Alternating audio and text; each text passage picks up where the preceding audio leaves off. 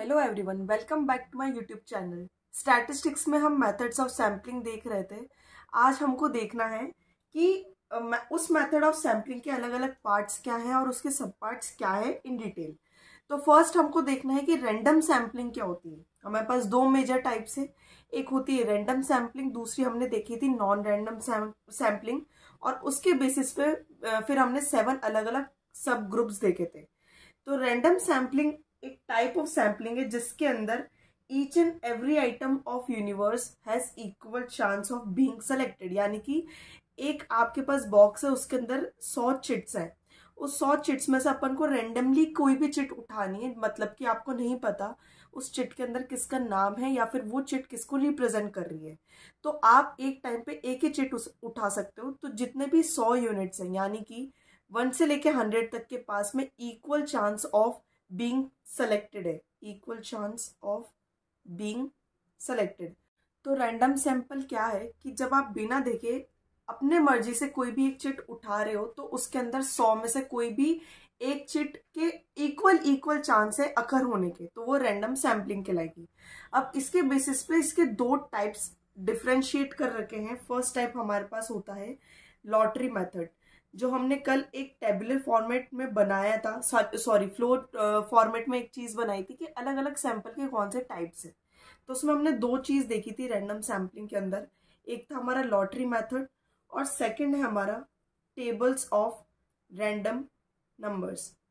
तो lottery method के अंदर क्या होता है, जैसे कि मैंने उसमें दिया था एक मूवी का एग्जांपल जिसके अंदर आपके पास एक बॉक्स होता है और किसी कबूतर को बोला जाता है एक चिट्ठी निकालने को, तो वो लॉटरी मेथड होता है। आज के टाइम पे जैसे पेपर्स के अंदर हमारे पास बहुत सारे एडवर्टीजमेंट आते हैं कि लकी ड्रॉर को एक कार मिलेगी या सोना मिलेगा, जो भी मिलेगा। तो उसमें से जितने भी पेपर्स के अंदर वो एडवर्टीजमेंट गया है, मान लीजिए 1000 लोगों ने वो फॉर्म भरा है। अब 1000 लोगों की एक चिट बनाई जाएगी अलग अलग, हर चिट अलग अलग लोगों को रिप्रेजेंट करती है। फिर उसमें से कोई भी ब्लाइंड फोल्डेड इंसान को या फिर कोई ब्लाइंड इंसान है जो नहीं देख पाता उसको बोला जाता है, या फिर कोई बच्चा है उसको बोला जाता है एक चिट विड्रॉ करने को। तो वो फिर क्या कहलाता है, लॉटरी मेथड। लॉटरी मेथड इसको क्यों बोला जाता है, क्योंकि it is based on luck. यानी कि उस 1000 में से कोई भी बंदा सेलेक्ट हो सकता है, लेकिन 1000 लोगों के सेलेक्ट होने के इक्वल चांसेस होंगे। सेकंड हमारे पास आता है tables of random number. Tables of random number एक हायर स्टैटिस्टिकल मेथड होता है किसी भी सैंपल को लेने का। इसके अंदर मोस्ट प्रोबेबली जो मोस्टली यूज्ड होता है वो होता है टिपिट्स टेबल। टिपिट्स टेबल मोस्टली एक स्टैटिस्टिशियन जो हायर लेवल की स्टडी करता है उसके द्वारा यूज किया जाता है। इसके अंदर वो सारे आइटम्स जो भी यूनिवर्स के हैं उसको फर्स्टली अरेंज करता है एक ऑर्डर के अंदर।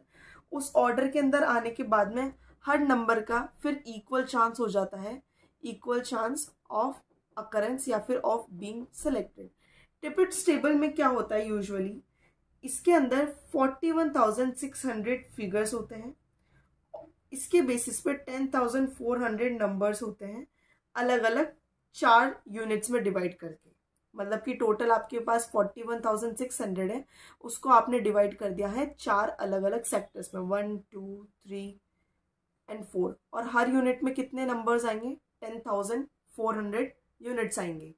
तो फिर इस बेसिस के ऊपर आपने जब इनका डाइवर्सिफिकेशन कर दिया, फिर आप टिपिट्स टेबल का यूज करके किसी भी नंबर को आप रैंडमली चूज कर लेते हैं, तो वो कहलाती है टेबल ऑफ रैंडम नंबर्स। ये थोड़ा हायर स्टैटिस्टिकल स्टडी रहती है, इसलिए नॉर्मल किसी के द्वारा यूज नहीं किया जाता। नॉर्मल लेमैन जो भी यूज करेगा वो लॉटरी मेथड को यूज करेगा फॉर द रैंडम सैम्पलिंग। अब इसके मेरिट्स और डीमेरिट्स कुछ अलग अलग होते हैं। मेरिट्स के अंदर फर्स्ट आ जाएगा, इसके अंदर पर्सनल बायस नहीं होता है। पर्सनल बायस इन्वॉल्व होता है थ्रू इन्यूमरेटर या फिर थ्रू इन्वेस्टिगेटर। पर्सनल बायस के अंदर क्या होता है, अगर मान लीजिए 100 में से आपको किसी 10 बच्चे को सेलेक्ट करने को बोला जाए, तो कोई भी टीचर अपने 10 फेवरेट स्टूडेंट्स को सेलेक्ट करके भेज देंगी। तो वहां पे आ गया वो बायसनेस, यानी कि आपने अपने पर्सनल व्यूज इन्वॉल्व कर लिए। लेकिन यहाँ पे पर्सनल बायस इन्वॉल्व नहीं रहता, यानी कि उस 100 चिट में किसका नाम है आप बिल्कुल भी नहीं जानते, आप रेंडमली किसी चिट को उठा रहे हैं, तो वो क्या कहलाएगा, लैक ऑफ पर्सनल बायस। यानी कि यहाँ पे कोई पर्सनल बायस नहीं रहेगा इन्वेस्टिगेटर का। Second, equal chance of occurrence, यानी कि अभी जो मैंने बताया था, भले आप लॉटरी मेथड यूज करें या फिर आप टिपिट्स टेबल यूज करें, हर एक यूनिट का, हर यूनिवर्स के या फिर हर पॉपुलेशन के एक एक सिंगल यूनिट का, एक एक सिंगल आइटम का इक्वल चांस होता है अकर करने का, क्योंकि आप रैंडमली उठा रहे हैं बिना देखे। थर्ड आपने रखा है कि जो भी यूनिवर्स है it gets fairly represented by the sample, fairly represented by the sample. यहाँ पे कोई भी अनफेयर मीन्स यूज नहीं हो सकते हैं। क्यों? क्योंकि या तो वो जो चिट उठा रहा है या तो वो बच्चा है या तो बुजुर्ग है जो देख नहीं सकता, या फिर जो भी देख सकता है उसको आपने ब्लाइंड फोल्ड कर रखा है। तो आप रैंडमली जब चिट उठा रहे हैं तो उसके अंदर वो क्या दिखाएगा? फेयरनेस दिखाएगा। फोर्थ, ये बहुत ही simple and straight forward method है, यानी कि आपको इसके अंदर ज़्यादा मेहनत करने की ज़रूरत नहीं है। आपको नहीं समझ आ रहा है कि आपके पास कितनी लार्ज पॉपुलेशन है और आप रैंडमली किसको विड्रॉ करना चाहते हैं, तो आप रैंडम सैम्पलिंग का यूज़ करते हुए भले आप लॉटरी मेथड यूज़ करिए या फिर आप table of random number use करिए। पर इसके कुछ ड्रॉबैक्स भी हैं जो कि हम डीमेरिट्स के अंदर काउंट करते हैं। फर्स्ट, कि this method does not guarantee proportionate representation of different items in the universe, यानी कि जो भी प्रोपोर्शनेट रिप्रेजेंटेशन होती है, यानी कि आपके पास 100 आइटम्स हैं, 100 आइटम्स में से अगर आप केवल एक ही विड्रॉ कर रहे हो तो आपके यहाँ पे लैक हो जाएगी प्रोपोर्शनेट रिप्रेजेंटेशन की। यानी कि अगर आपके पास 100 आइटम्स है तो आपको उस स्टडी के बेसिस पे आपको इस पूरे पॉपुलेशन को इस तरीके से डिवाइड करना पड़ेगा कि वो फेयरली रिप्रेजेंट कर पाए हर single unit of the universe. पर यहाँ पर ऐसा नहीं होता है। 100 में से कोई 4 विड्रॉ किए जा रहे हैं, 5 विड्रॉ करे जा रहे हैं, तो यहाँ पर ये डिमेरिट माना जाता है कि this method does not guarantee proportionate representation. Second आता है does not give weightage to certain important items in the universe। अब मान लीजिए इसके अंदर आपको स्टडी करनी थी कि 1000 स्टूडेंट्स हैं, उन 1000 स्टूडेंट्स में से आपको स्टडी करनी है कि कितने स्टूडेंट्स रेगुलरली आ रहे हैं, कितने नॉन रेगुलर आ रहे हैं। पर आपने सब कुछ जम्बल आउट करके एक ही बॉक्स में डाल दिया और आप रैंडमली उठा रहे हैं। लेकिन जो आपकी स्टडी थी शायद वो मिस हो सकती है अगर आज चारों के चारों सैंपल आ गए कि जो नॉन रेगुलर बच्चे पर आपकी स्टडी किस पे बेस्ड है? रेगुलर बच्चों के बेसिस पे। तो यहाँ पर कोई गारंटी नहीं है कि कोई वेटेज नहीं है कि उस यूनिवर्स के कौन से आइटम आप सेलेक्ट कर रहे हो, क्योंकि अनसर्टेनिटी होती है। तो यहाँ पे कभी कभी आपकी स्टडी फॉल्स भी हो सकती है due to this random sampling method. अब इसमें रहता है रैंडम सैम्पलिंग के अंदर कि ये कैसे डिफर करता है हैप्पैज़ार्ड सैम्पलिंग से। रैंडम सैम्पलिंग हमेशा रूल्स के अकॉर्डिंग चलती है, यानी कि आप उसके अंदर रूल्स बना के रखते कि यार कोई भी देख नहीं सकता कि चिट कैसे विड्रॉ हो रही है, तो आपने उसको ब्लाइंड फोल्ड कर दिया। लेकिन जो हैप्पैज़ार्ड सैम्पलिंग होती है वो विदाउट रूल्स काम करती है। यानी हैप्पैज़ार्ड का मतलब ही क्या हो गया? आपने उसको सारी चीज़ों को जंबल कर दिया, गोश पोश तरीके से आप उसकी रैंडम सैम्पलिंग कलेक्ट कर रहे हो, तो वो हैप्पैज़ार्ड सैम्पलिंग में कहलाएगा। और रैंडम सैम्पलिंग के अंदर हमेशा इक्वल चांस ऑफ अकरेंस रहता है। क्यों? क्योंकि आप ब्लाइंड फोल्डेड हो, रैंडमली उठाओगे, रैंडमली 100 में से 4 उठा रहे हो तो चारों के पास 4 जो भी आएंगे उनके पास हर 4 के ऊपर मतलब ये प्रोपोर्शन हो गया 100 में से आपको 4 रैंडम सैंपल्स उठाने, 1 1 1 एंड 1। हर 25 में से एक सेलेक्ट होएगा, हर 25 में से एक सेलेक्ट होएगा, तो सबके पास इक्वल चांस ऑफ अकरेंस है। लेकिन हैप्पैज़ार्ड सैम्पलिंग में ऐसा कुछ भी नहीं होता है। दे आर सेलेक्टेड, किसी भी तरीके से हैप्पैज़ार्डली उसको सिलेक्ट कर लिया जाता है जिसके अंदर एवरी आइटम के पास इक्वल चांस ऑफ अकरेंस नहीं होता है। तो रैंडम सैम्पलिंग के अंदर क्या देखा हमने कि रैंडमली आपको कलेक्ट करना है सैंपल आपका जिसके पास इक्वल चांस है सेलेक्ट होने के। उसके अंदर 2 टाइप्स आ गए आपके पास, lottery method, table of random number, जो कि आपने लिया टिपिट टेबल।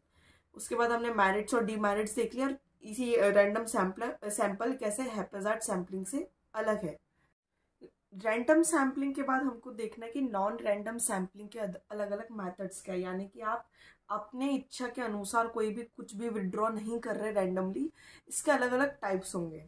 फर्स्ट है पर्पसिव या फिर इसको डेलिबरेट सैम्पलिंग भी कहा जाता है। सेकंड हमारे पास है स्ट्रेटिफाइड या फिर मिक्स्ड सैम्पलिंग। थर्ड आता है systematic sampling, fourth quota sampling and fifth convenience sampling. Purposive और कन्वीनियंस सैम्पलिंग में ज़्यादा अंतर नहीं होता है, वो आप देख लेंगे। पर्पसिव या डेलिबरेट सैम्पलिंग के अंदर का ये कहा जाता है कि एक ऐसा मेथड है जिसके अंदर इन्वेस्टिगेटर अपने चॉइस के हिसाब से सैंपल आइटम्स को सेलेक्ट करता है जो कि उसके ओपिनियन में सही माने जाते हैं। यानी कि इसमें क्या आया, personal choice of the investigator, यानी कि उसको जो सही लगेगा वो उन आइटम्स को यूनिवर्स से सेलेक्ट करके एज अ सैंपल कंसीडर करेगा। फॉर एग्जाम्पल जो हमने पहले देखा था कि अगर किसी टीचर को बोला जाए कि आपकी क्लास में से आपकी क्लास में से हमें कोई 4 बच्चे चाहिए, तो वो नॉन रैंडम तरीके से किसी भी 4 बच्चे को अपने पर्सनल चॉइस के हिसाब से वो जो भी इंसान बुला रहा है उसके पास भेज देगा। यानी कि उसके पास पूरी पॉपुलेशन क्या है, क्लास, या फिर उसकी यूनिवर्स क्या हुई, क्लास, और उसमें से उसको कुछ सैंपल उठाने, तो उसने अपने हिसाब से जो उसको सही लगा 4 बच्चे उसके लिए ईजी पड़ेंगे वो उठा के उन्होंने भेज दिए। तो ये क्या हो गया, personal choice of the investigator. तो इसके अंदर अब मेरिट्स और डीमेरिट्स क्या क्या हो सकते हैं। मेरिट्स हम पहले देखते हैं। This method is flexible to allow the inclusion of those items of the sample which are of special significance. यानी कि अब उस पूरी क्लास में से जो हमने 4 बच्चे भेजे हैं वो टीचर ने इसलिए भेजे क्योंकि वो क्लास को अच्छे से रिप्रेजेंट कर पाएंगे, बिकॉज दे आर स्टूडियस। तो फिर जो भी 4 बच्चों को वहां बुलाया गया था वो नेट की टीम आई है या फिर कोई एक पर्सनल रेफरेंस लेना चाह रहे कि आपकी क्लास में कैसा परफॉर्मेंस चल रहा है, तो ऑब्वियसली वो जो भी टीचर है जो फेलियर बच्चे हैं या जो एवरेज बच्चे उसको भेजना नहीं चाहेगा, वो हमेशा स्टूडियस बच्चे को भेजना चाहेगा। तो यहाँ पे क्या हो गया, फर्स्ट पॉइंट हमारे पास में फ्लेक्सिबिलिटी ऑफ चॉइस। सेकेंड आता है selection of items can be deliberately turn to the purpose of study. आप अपने पर्पस ऑफ स्टडी के अकॉर्डिंग इस पूरी स्टडी को घुमा सकते हो। यानी कि आपके पास जो स्टडी है वो आपको पता है कि आपको पूरे पॉपुलेशन में से उन बच्चों की स्टडी करनी है जो आपकी क्लास परफॉर्मेंस अच्छा दिखाएगी, तो आप उस पर्पस ऑफ स्टडी को घुमाने के लिए 4 बच्चे वो भेज दोगे जो कि अच्छा पढ़ते हैं। थर्ड हमारे पास आएगा, this is simple technique. Simple इसलिए टेक्निक हुई है क्योंकि यहाँ आप आपके ईज के अकॉर्डिंग कुछ भी सेलेक्ट कर रहे हो और भेज रहे हो, यहाँ पे ज्यादा टाइम वेस्ट आपका नहीं होता है। पर इसके कुछ डीमेरिट्स भी है, यानी कि यहाँ पे पर्सनल बायस बहुत ज़्यादा इंक्लूड होता है क्योंकि नाम ही क्या है, पर्पसिव या डेलिबरेट सैम्पलिंग। तो जो भी डेलिबरेटली जो इन्वेस्टिगेटर वो अपने पर्पस के अकॉर्डिंग अपने सैंपल्स को यूनिवर्स में से सैंपल यूनिट्स को चूज करता है, तो इसलिए ये पर्सनल बायस कहलाता है।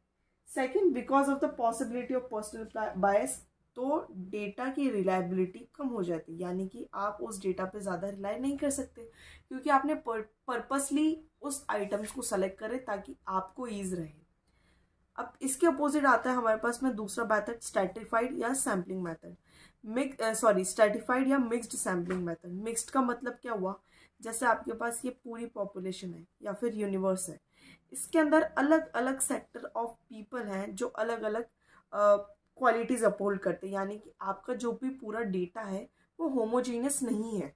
होमोजीनियस हमने कब देखा था, जब हमको बहुत बड़ी स्टडी करनी है, रैंडम सैम्पलिंग करनी है, तो आप होमोजीनियस डेटा ले रहे हो। यहाँ पे आपके पास होमोजीनियस डेटा नहीं है, हेट्रोजीनियस है, यानी कि हर आइटम अपनी अलग अलग क्वालिटी अपहोल्ड करता है।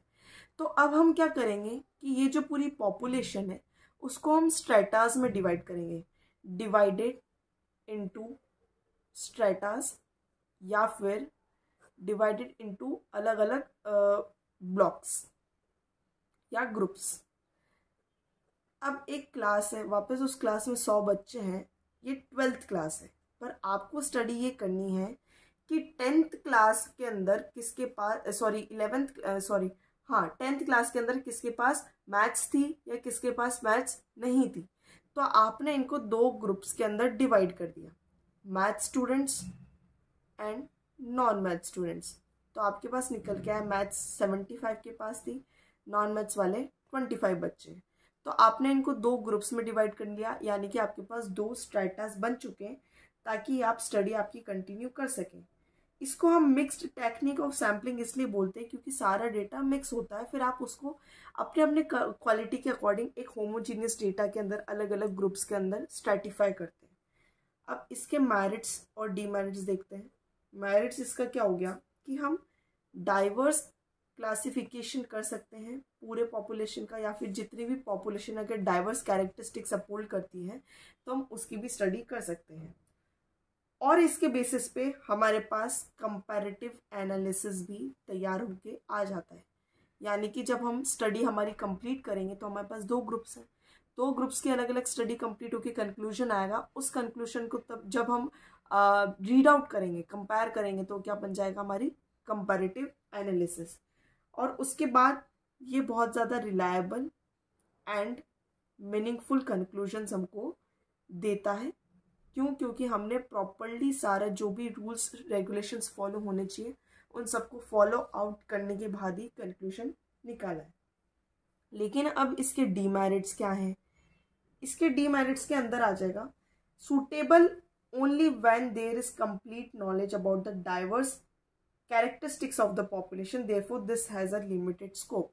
लिमिटेड स्कोप क्यों है कि अगर मान लीजिए आपके पास जितनी भी जो भी आपकी पूरी पॉपुलेशन है, आपको एक एक आइटम की पूरी नॉलेज नहीं है तो आप इस चीज़ को कैरी आउट नहीं कर पाएंगे। यहाँ पे तो मैंने इजी सा एग्जांपल दिया है maths and non math student, लेकिन जब एक पैन इंडिया की बात करी जाएगी आपको नहीं पता लग पाता कि इस बंदे को किस कैटेगरी में डालना चाहिए या फिर ये स्टूडेंट कौन सी कैटेगरी में आएगा, तो वहाँ पे ये लिमिटेड स्कोप अपहोल्ड करता है। Second, possibility of bias at the time of classification, यानी कि जब आप स्ट्रेटास क्रिएट कर रहे हो तब यहाँ पे पॉसिबिलिटी ऑफ बायस आ जाती है। यानी कि जो भी इन्वेस्टिगेटर है उसको तो पता ही रहता है कि आपको स्ट्रेटा कैसे क्रिएट करने हैं, तो वहाँ पे बायस होने की पॉसिबिलिटी है। अब इसके अंदर थर्ड ये आता है कि अगर जब पूरे पॉपुलेशन की साइज ही छोटी है तो आप स्मॉल स्ट्रेटास बनाएंगे, स्मॉल स्ट्रेटास या पार्ट्स बनाएंगे, उसका ज़्यादा सिग्निफिकेंस नहीं रह जाता है। तो हमने अभी तक 2 देख लिए, पर्पसिव सैम्पलिंग और स्ट्रेटिफाइड सैम्पलिंग। अब हमको देखना है सिस्टमैटिक सैम्पलिंग में क्या होगा। ये कैसा मेथड्स है जिसके अंदर जितने भी यूनिट्स ऑफ पॉपुलेशन है न्यूमेरिकली, ज्योग्राफिकली और अल्फाबेटिकली अरेंज किए जाते हैं। यानी कि 1 से लेके 100 तक के आपके पास आइटम्स है, लेकिन ये जम्बल्ड है, अप एंड डाउन है। अब इसको आप या तो अल्फाबेटिकली अरेंज करेंगे या न्यूमेरिकली हम अरेंज करेंगे। अभी आपके पास न्यूमेरिकल नंबर्स हैं तो आप इसको फ्रॉम असेंडिंग टू डिसेंडिंग पहले अरेंज करेंगे फ्रॉम 1 to 100। वो जब अरेंज हो जाए तो आप एक नंबर पकड़ते, नंबर सीरीज क्रिएट करेंगे फिर उससे।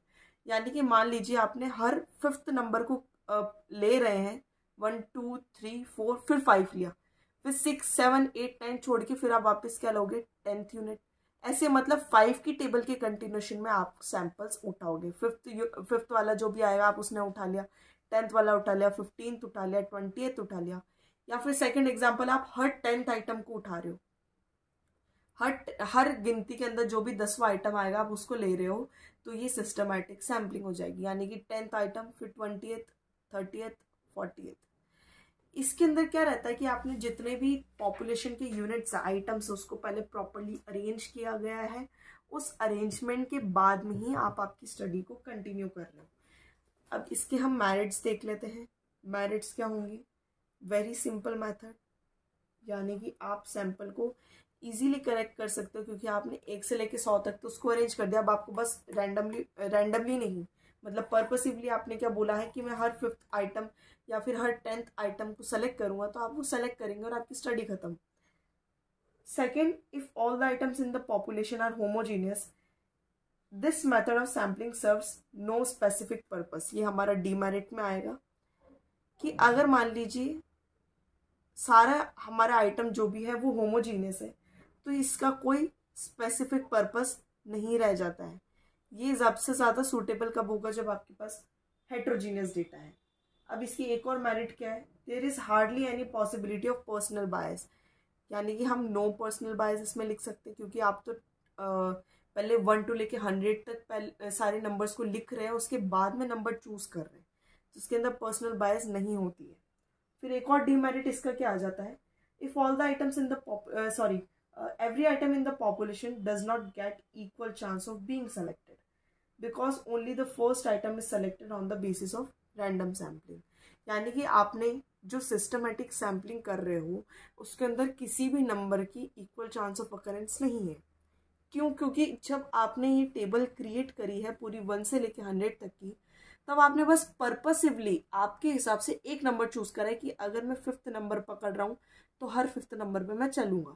तो आपने पर्पसिवली यानी कि आपकी चॉइस के अकॉर्डिंग तो एक ही नंबर चूज करा है। तो यहाँ पे हर नंबर को इक्वल चांस ऑफ अकरेंस नहीं होता है। इसके बाद में 4th हमारे पास आता है कोटा सैम्पलिंग। कोटा सैम्पलिंग का मतलब क्या होता है? आप पॉपुलेशन को डिफरेंट डिफरेंट ग्रुप्स या क्लासेस में अलग अलग तरीके से अरेंज कर देते हो, just like stratified sampling. Quota sampling का मोस्ट कॉमन एग्जाम्पल है general category, OBC, SC, ST. आपने इनकी कोटाज बना ली, किस बच्चे को जनरल में डालना है, किसको ओबीसी, किसको एससी, किसको एसटी। तो ये आपके अलग अलग कोटाज बन गए। इस कोटा में अगर ये बच्चा जनरल कैटेगरी की कैरेक्टरिस्टिक्स अपहोल्ड करता है तो मैंने जनरल कोटा में डाल दिया उसको। तो ऐसे इसको कोटा सैम्पलिंग कहा जाता है। इसका मेरिट क्या है? It is not very expensive method, यानी कि ज़्यादा खर्चा आपका नहीं लगता ये सब करने में। दूसरा क्या रहेगा? इसकी रिलायबिलिटी कम होती है क्योंकि पर्सनल बायस ज़्यादा रहता है। पर्सनल बायस रहेगा तो रिलायबिलिटी हमारी अपने आप कम हो जाएगी। 5th हमारे पास आता है कन्वीनियंस सैम्पलिंग। ये कन्वीनियंस सैम्पलिंग जो भी इन्वेस्टिगेटर है उसकी कन्वीनियंस के अकॉर्डिंग करा जाता है। जो मैंने आपको बोला था, ये लगभग पर्पस सैम्पलिंग के बेसिस पे ही चलता है। This method is simplest and least expensive. तो इसके मेरिट में क्या आ जाएगा? सिंपलेस्ट मेथड या लीस्ट एक्सपेंसिव मेथड, ये इसकी मेरिट होगी। अब इसकी डीमेरिट क्या होगी? It depends too much on the whims of enumerator, यानी कि ये पूरा का पूरा एक अनसाइंटिफिक मेथड है, अनरिलायबल मेथड है। क्योंकि इसके अंदर वापस वही चीज़ आ जाएगी कि इन्वेस्टिगेटर का या इन्यूमरेटर पर्सनल बायस इंक्लूड कर सकता है। तो इस तरीके से हमने इस पूरे चैप्टर में देख लिया कि मेथड्स क्या क्या हैं सैम्पलिंग के, जिसके अंदर हमने रैंडम भी देख लिया, नॉन रैंडम भी देख लिया, उसके अलग अलग टाइप्स भी देख लिए। आपको अभी भी कुछ डाउट रहता है तो आप कमेंट सेक्शन में बता सकते हैं। Thank you.